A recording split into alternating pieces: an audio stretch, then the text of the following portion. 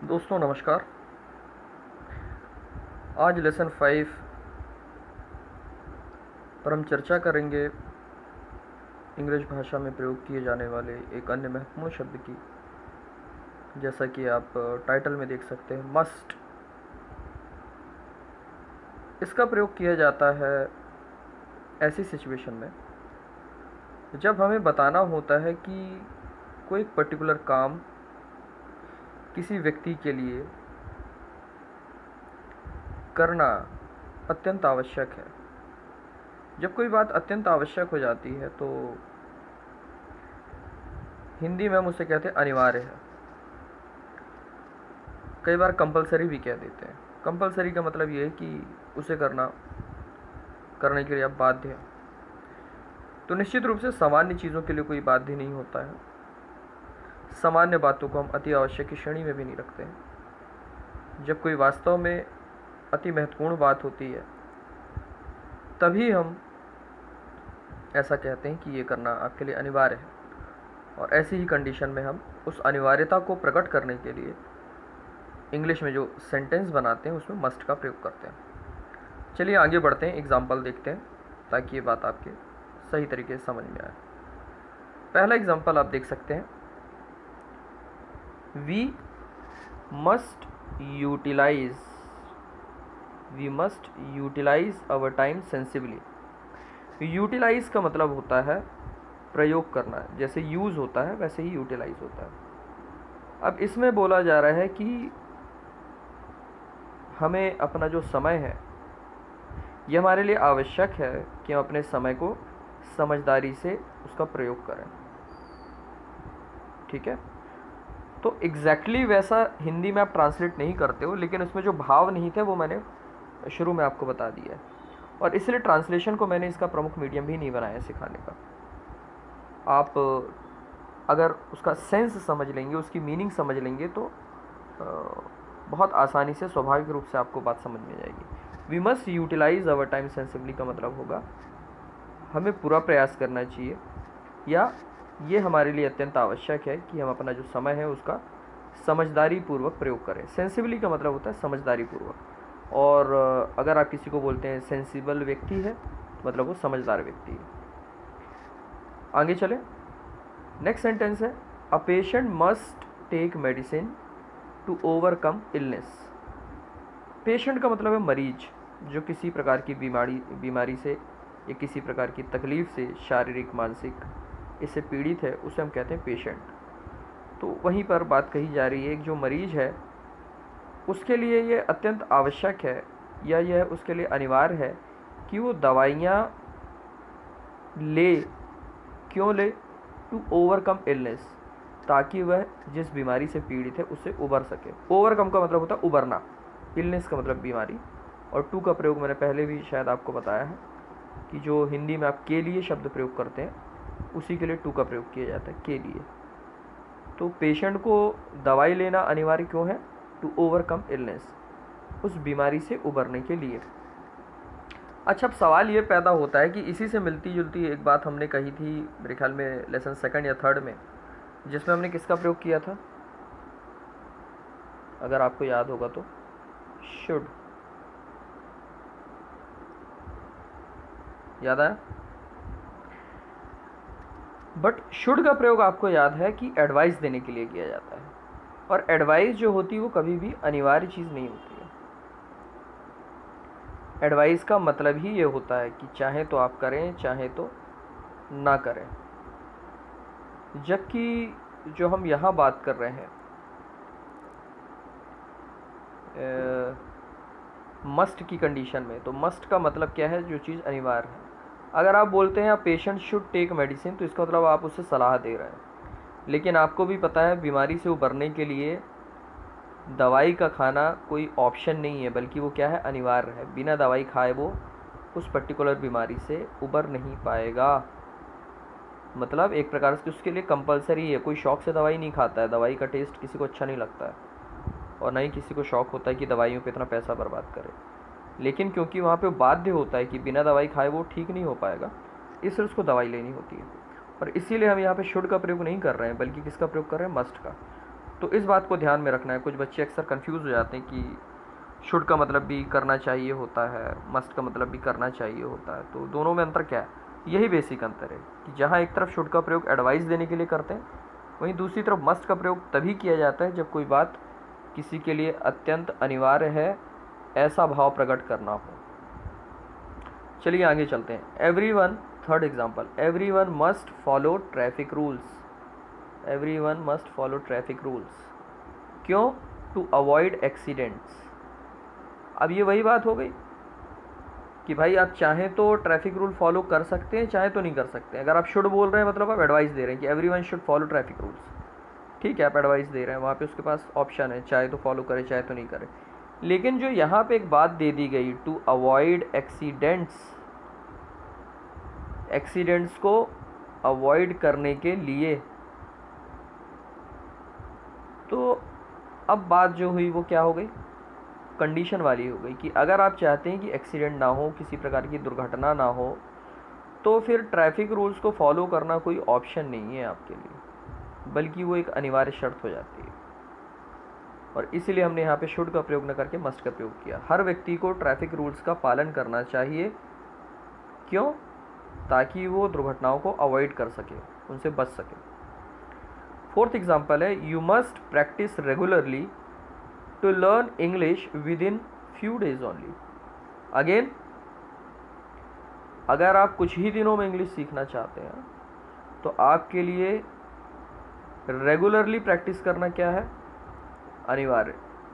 नियमित रूप से प्रैक्टिस करना क्या है? अनिवार्य। सबके लिए अनिवार्य नहीं है, लेकिन अगर आप कुछ ही दिनों में सीखना चाहते हैं इंग्लिश, तो निश्चित रूप से ये आपके लिए एक अनिवार्य शर्त हो जाएगी कि जो भी चीज़ें आप सीख रहे हैं, कहीं भी सीख रहे हो, आप इस वीडियो के माध्यम से सीख रहे हो, किसी कोचिंग क्लास के माध्यम से सीख रहे हो, स्कूल में कॉलेज में सीख रहे हो, लेकिन अगर आप कम से कम समय में उस ज्ञान का उपयोग करना चाहते हैं, तो आपके लिए आवश्यक है कि जो प्रतिदिन आप सीख रहे हैं उसका नियमित रूप से पर्याप्त अभ्यास भी करें। और इसीलिए इस अनिवार्य शर्त को बताने के लिए हमने इसमें किसका प्रयोग किया? मस्ट का प्रयोग किया। लास्ट एग्जाम्पल देखते हैं। Students must carry their admit cards to enter the examination hall. आप सभी ने एग्ज़ाम दिया है और देते हैं या देंगे आगे चल के। आप सभी को पता है, जब भी हमको एग्ज़ाम देते हैं तो उसके लिए एक एडमिट कार्ड इशू होता है, प्रवेश पत्र जिसे कहते हैं हिंदी में। और बिना उस प्रवेश पत्र के हमें परीक्षा हॉल में प्रवेश की अनुमति नहीं होती। उसको नाम ही इसीलिए प्रवेश पत्र, जिसके आधार पे आप एग्जामिनेशन हॉल में प्रवेश पाते हैं। तो यही बात कही जा रही है, student must carry their admit card. Students के लिए अनिवार्य है क्या? एडमिट कार्ड को लाना। क्यों? To enter the examination hall. अगर वो एग्जामिनेशन हॉल में एंटर करना चाहता है तो उनके लिए ये अनिवार्य है कि वो अपना एडमिट कार्ड लाएं। स्ट्रक्चर सब में सेम है, इसलिए बार बार स्ट्रक्चर नहीं बता रहा हूँ। पहले सब्जेक्ट, उसके बाद मस्ट, उसके जो भी काम है उसका फर्स्ट फॉर्म, उसके बाद ऑब्जेक्ट, और जो बाकी के शब्द हैं वो बाद में आ जाएंगे। इसी से मिलता जुलता एक और शब्द है जिसको आज हम सीखेंगे, मस्ट के जैसा ही है, लेकिन इन टर्म्स ऑफ मीनिंग के संदर्भ में थोड़ा अलग है। और इसलिए ताकि हम कंफ्यूज ना हो, इसलिए मैं चाहूँगा कि हम उसको भी आज डिस्कस कर लें। और चलिए उसी दिशा में बढ़ते हैं। तो आगे चलते हैं। ये आप नीचे देख सकते हैं,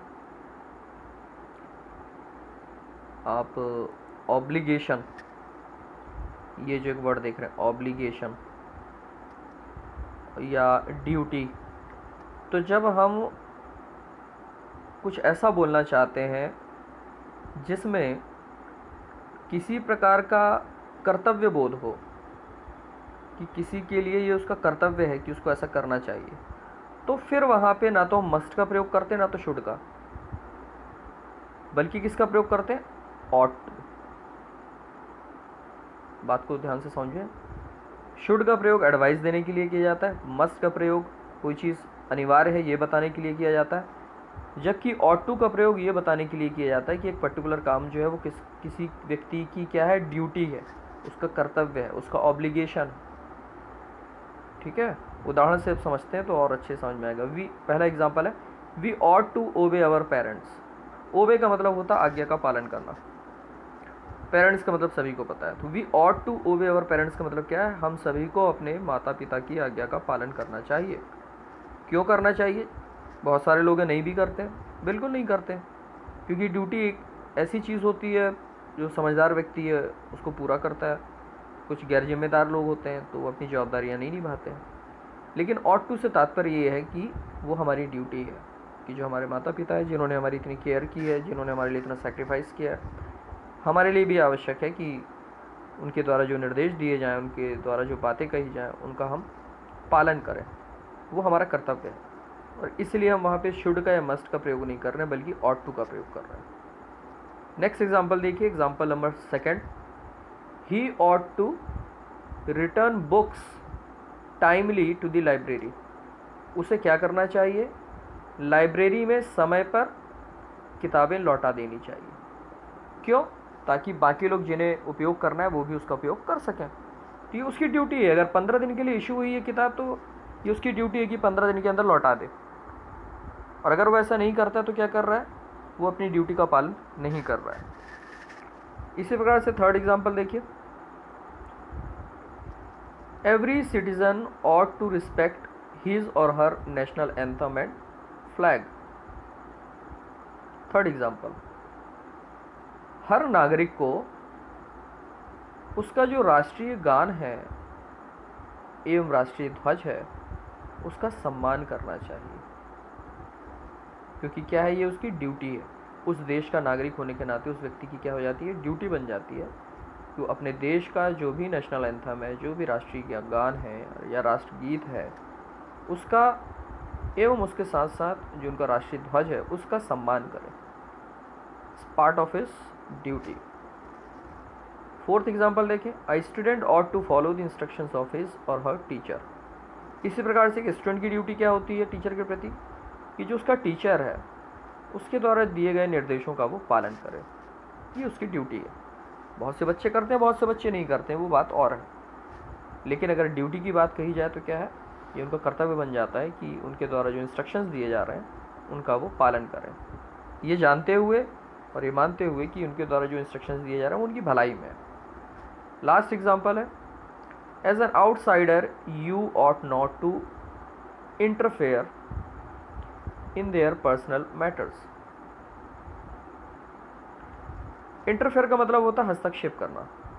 अब इसमें आप किसी को बोल रहे हैं एज एन आउटसाइडर, एक आउटसाइडर होने के नाते you ought not to interfere in their personal matters.